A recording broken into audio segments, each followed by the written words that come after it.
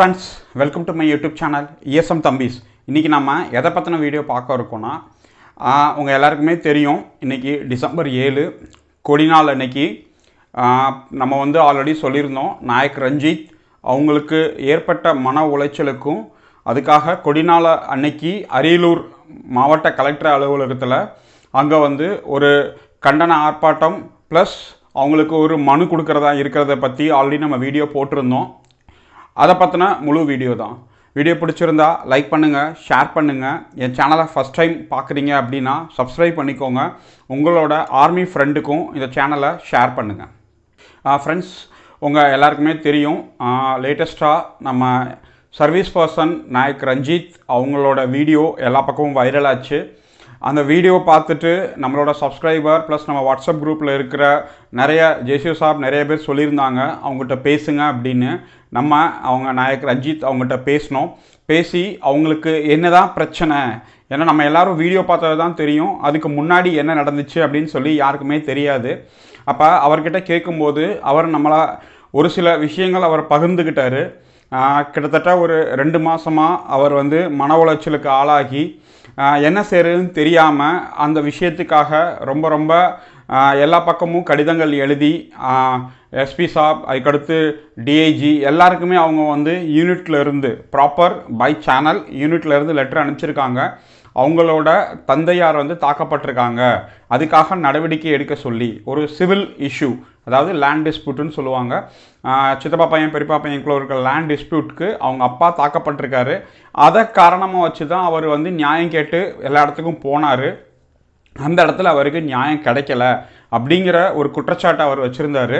இதுக்காக அவர் அந்த கலெக்டர் ஆஃபீஸில், அரியலூர் கலெக்டர் ஆஃபீஸில் போய் தர்ணா பண்ணுறதுக்காக உட்காந்துருக்கும் போது அந்த இடத்துல ஒரு அன்வான்ட் ஒரு இஷ்யூ ஆயிடுச்சு. காவல்துறை அதிகாரிகள் அங்கே அப்புறப்படுத்துறதுக்காக நம்ம வீடியோ எல்லாருமே பார்த்துருப்போம். இப்போ இந்த ஒரு விஷயத்தில் இந்த அளவுக்கு அந்த இராணுவ வீரர் மன உளைச்சலுக்கு ஆளானதால தான் போய் உட்காந்துருக்காருங்கிற விஷயத்தை யாருமே புரிஞ்சுக்கல. நம்ம சேனல்லையும் நம்ம சொல்லியிருந்தோம், எல்லாருமே அவர் யூனிஃபார்மில் போய் அங்கே ஏன் உட்காந்தாரு, அங்கே ஏன் பண்ணார் அப்படின்னு சொல்லி அவரை குற்றச்சாட்டு சொல்லி நிறைய யூடியூபர்ஸ், நிறைய சங்கங்கள்லேருந்து நிறைய பேர் கோரிக்கை வச்சுருந்தாங்க. முதல்ல ஒரு மனிதர், ஒரு சர்வீஸ் பர்சன், அவர் யூனிட்டில் சர்வீஸ் பண்ணிகிட்ருக்காரு. இங்கே ஒரு விஷயத்தில் அவங்க அப்பாவுக்கு ஒரு அநீதி இழைக்கப்படுது. அதுக்காக அவர் முறையாக எல்லார் அதிகாரிகள்கிட்டையும் பேசி கம்ப்ளைண்ட் பண்ண சொல்லி ப்ராப்பராக ரெஸ்பான்ஸ் பண்ணுறாரு. இந்த ஒரு இடத்துல அன்னைக்கே அது ப்ராப்பராக தப்பு பண்ணவங்க மேலே யார் என்ன ஏதுன்னு விசாரித்து ஒரு கேஸ் பதிவு பண்ணி அதை முறையாக என்கொயரி பண்ணி யார் தப்பு பண்ணாங்களோ அவங்களுக்கு தண்டனை வாங்கி கொடுத்துருந்தாங்க, இல்லை ஒரு வார்னிங் கொடுத்துருந்தாங்க அப்படின்னா இந்த இஷ்யூ இந்த அளவுக்கு போயிருக்காது. எங்கேயுமே நடவடிக்கை எடுக்கலை, வேறு வழி இல்லை அப்படிங்கிறதால தான் அந்த இராணுவ வீரர் போய் அரியலூர் கலெக்டர் அலுவலகத்தில் முன்னாடி உட்காந்துருக்காரு. அதனால் அவர் உட்காந்தது மட்டுமே அவர் மேலே குற்றச்சாட்டு அப்படின்னு நம்ம சொல்ல முடியாது. அவர் யூனிஃபார்ம் போட்டு அங்கே உட்காந்தது தப்புன்னு ஒரு சில இராணுவ வீரர்கள் சொல்கிறாங்க. இல்லை சார், வேறு வழி இல்லை, அதனால தான் போய் உட்காந்துருக்காரு, அவர் அந்த அளவுக்கு மன உளைச்சலுக்கு ஆளாக்கியிருக்காரு அப்படிங்கிறத ஒரு சில பேர் சொல்கிறாங்க. இப்போ என்னைய பொறுத்தளவு இந்த இஷ்யூ ஆரம்பத்திலேயே முடிச்சிருந்தாங்கன்னா இந்த அளவுக்கு வந்திருக்காது. சரி, எல்லாம் முடிஞ்சு வச்சிச்சு. இப்போ இதுக்கு அடுத்து நம்மளோட லெஃப்டினன்ட் கர்னல் நாகராஜன் சாப் அவங்க ஒரு ஓப்பனாகவே ஒரு ஸ்டேட்மெண்ட் வீடியோ போட்டு அவங்களோட யூடியூப் சேனலில் சொல்லியிருந்தாங்க, தமிழகத்தில் இருக்க அனைத்து முன்னாள் இராணுவ வீரர் வாங்க, எந்த அரியலூர் கலெக்டர் அலுவலகத்தில் இந்த மாதிரி நடந்துச்சோ அதே அலுவலகத்தில் போய் நம்ம கலெக்டர் அவங்க சந்தித்து இனிமேல் தமிழ்நாட்டில் எங்கேயுமே இந்த மாதிரி நடக்கக்கூடாது, இது ஒரு முதலும் கடைசியுமாக இருக்கட்டும், இராணுவ வீரர்களாக இருக்கட்டும், முன்னாள் இராணுவ வீரர்களாக இருக்கட்டும், இந்த மாதிரி ஒரு தேவையில்லாத ஒரு இஷ்யூஸ் நடக்கக்கூடாது, ஒரு தக்காமுக்கி அப்படின்னு சொல்லுவாங்க, ஒரு தள்ளுமுள்ளு, அவரை வலுக்கட்டாயமாக அங்கேருந்து அப்புறப்படுத்துறது.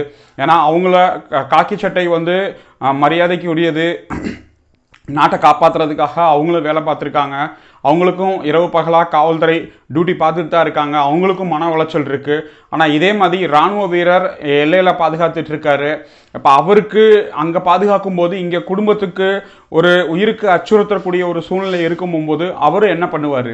அப்போ இதை அட்மினிஸ்ட்ரேஷன் நடத்துகிற டிஸ்ட்ரிக்ட் கலெக்டர் அவங்கக்கிட்ட யாராவது இராணுவ வீரர்கள் வந்தாங்கன்னா அவங்கள முறையாக சந்தித்து அவங்களோட குறைகளை தீர்த்து வச்சு சீக்கிரமாக நடவடிக்கை எடுக்கிறதுக்கான வேலை பண்ணணும் அப்படிங்கிற அந்த ஒரு கோரிக்கையை வச்சு இன்றைக்கி டீம் போயிருந்தாங்க. நான் அந்த ஃபோட்டோஸ்லாம் போடுறேன், நீங்கள் பார்ப்பீங்க. முறையாக போய் அங்கே காவல்துறை உயர் அதிகாரிகள்கிட்ட அவங்க பேச்சுவார்த்தை நடத்தி கலெக்டர் அவங்கள பார்த்து மீட் பண்ணி மனு கொடுத்து எல்லா வேலையும் அவங்க பண்ணிட்டு வந்திருக்காங்க. இனிமேல் எந்த ஒரு தமிழ்நாட்டை சேர்ந்த முன்னாள் இந்நாள் இராணுவ வீரர்களுக்கு இந்த மாதிரி ஒரு சம்பவம் நடக்கக்கூடாதுங்கிற நோக்கத்தில் எந்தவித அரசியல் கட்சி தலையீடு இல்லாமல், எந்தவித சங்கங்களோட தலையீடு இல்லாமல் அனைவரும் ஒன்று சேர்ந்து பெண்களும் சரி வீரநாரிஸ் எல்லாருமே வந்து மனு கொடுத்துருக்காங்க. ஏன்னா அவங்களுக்கும் இப்போ இன்றைக்கி அங்கே அந்த இடத்துல அரியலூரில் வந்து சேர்ந்த மக்களுக்கும் நாயக் ரஞ்சித் குமாருக்கும் எந்த தொடர்பும் இல்லை. சரியா? அவங்க ரிலேட்டிவ்ஸ் கிடையாது, சொந்த பந்தம் கிடையாது, ஈனுட்காரங்க கிடையாது. ஒரே ஒரு நம்மளுக்குள்ளே இருக்க ஒரு சொந்தம் இராணுவ இரத்த சொந்தம். சரியா? அவர் ஒரு ஆர்மிக்காரரு, நம்ம ஒரு முன்னாள் இராணுவ வீரர், சர்வீஸ் பர்சன். இப்போ அவருக்கு ஒரு சின்ன அநீதி ஏற்படும் போது அந்த இடத்துல நம்ம போய் நிற்கணுங்கிற ஒரு காரணத்துக்காக அவங்களோட சொந்த வேலையை விட்டுட்டு அவங்களோட பர்சனல் எல்லா வேலையும் விட்டுட்டு எல்லாருமே பஸ்ஸு பிடிச்சி அங்கே போய் நின்று அவங்களோட எதிர்ப்பையும் இனிமேல் யாருக்கும் இந்த மாதிரி நடக்கக்கூடாதுங்கிற ஒரு சின்ன விஷயத்தையும் அவங்க பதிவு பண்ணிட்டு வந்திருக்காங்க. இது ரொம்ப ரொம்ப நல்ல விஷயம். இந்த ஒற்றுமை தான் தமிழ்நாட்டை பொறுத்தளவு இராணுவ வீரர்கள் இரத்த சொந்தங்களுக்கு ஒரு பிரச்சனை அப்படின்னா அவங்க வெளியே சொல்லும் போகும்போது காவல்துறையிட்ட இருந்தையும் சரியான நடவடிக்கை வரல அப்படிங்கிற போகும்போது இந்த ஒரு ஒற்றுமை தான் அவங்களுக்கு முன்னாடி வந்து நிற்கும். அதனால் இது வந்து ஃபஸ்ட் அண்ட் லாஸ்ட்டாக இருக்கட்டும். இனிமேல் காவல்துறையிட்ட இருந்து முழுமையான நம்மளுக்கு சப்போர்ட் கிடைக்கும் அப்படின்னு சொல்லி நம்ம நம்புவோம். இன்றைக்கி வந்து அந்த இடத்துல அவங்களோட சொந்த வேலையை விட்டுட்டு இராணுவ இரத்த சொந்தருக்கு ஒரு பாதிப்பு அப்படிங்கிறதுக்காக வந்து நின்று வேலை பார்த்து கொடுத்த அனைத்து சங்கங்களுக்கும் சங்க நிர்வாகிகளுக்கும் குறிப்பாக லெப்டினன்ட் கர்னல் நாகராஜ சாப் அவங்களோட குடும்பத்தோடு வந்து கலந்துக்கிட்டு அங்கே வந்தவங்களுக்கு எல்லாருக்கும் அட்மினிஸ்ட்ரேஷன் எல்லாம் பண்ணி அவங்கள ஒரு ஆர்கனைஸ் பண்ணி எந்தவித சம்பவம் திரும்பி ஏற்படுத்தாமல் ஒரு பிரச்சனை ஆக்காமல் அமைதியான முறையில் அறவழியில் சட்டத்துக்கு உட்பட்டு இன்றைக்கி எல்லா வேலையும் பண்ணி மீட்டிங் பண்ணி ரொம்ப சுமூகமாக இந்த பிரச்சனையை முடிச்சிட்டாங்க. ஏன்னா தமிழ்நாட்டில் ஒரு சில சங்கங்கள் ஒரு சில யூடியூபர்ஸ் அதை வந்து தவறாக பேசுகிறாங்க, தப்பாக பேசுகிறாங்க. ஏன்னா ஒருத்தரோட குணம் மாற்ற முடியாது, அவங்க அப்படி தான் இருப்பாங்க. சரியா? அதனால் நம்மளோட வேலை என்னவோ அந்த வேலையை பார்த்துட்டு போகணும். இதே மாதிரி இனிமேல் ஏதாவது ஒரு அசம்பாவிதம் நடக்கக்கூடாதுங்கிற கோரிக்கையை அவங்க வலுவாக வச்சுட்டு வந்திருக்காங்க அப்படின்னு அவளுக்கு சொல்லியிருக்காங்க. இதுதான் இந்த வீடியோ மூலமாக நான் கேட்டுக்கிறேன். வேறு ஏதாவது அப்டேட்ஸ் இருந்துச்சு அப்படின்னா கண்டிப்பாக சொல்கிறேன்.